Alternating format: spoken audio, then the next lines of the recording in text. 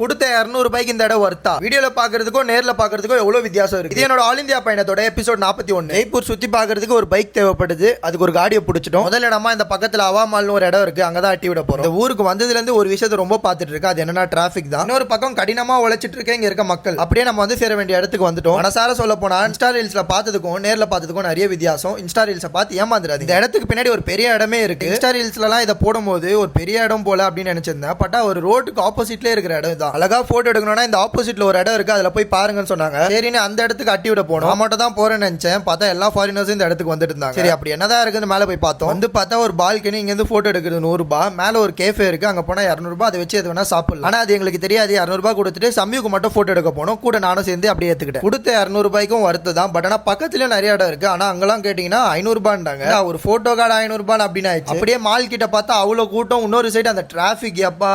அப்படியே கொஞ்சம் நல்ல போட்டோஸ் எல்லாம் எடுத்துட்டு அங்க இருந்து வேற இடத்துக்கு தான் போறோம். பக்கத்துல ஏதோ ஆன்மீக இடம் இருக்கு சொன்னாங்க, அங்கதான் போக போறோம். அடுத்த வீடியோல அதுதான் வரப்போகுது. எல்லாரையும் அடுத்த வீடியோல சந்திக்கிறோம். நம்ம ஆல் இந்தியா சீரிஸை பார்க்காதவங்க மறக்காம செக் பண்ணி பாருங்க. நம்ம இன்ஸ்டாகிராம் ஃபாலோ பண்ணாங்க, ஃபாலோ பண்ணிக்கோங்க.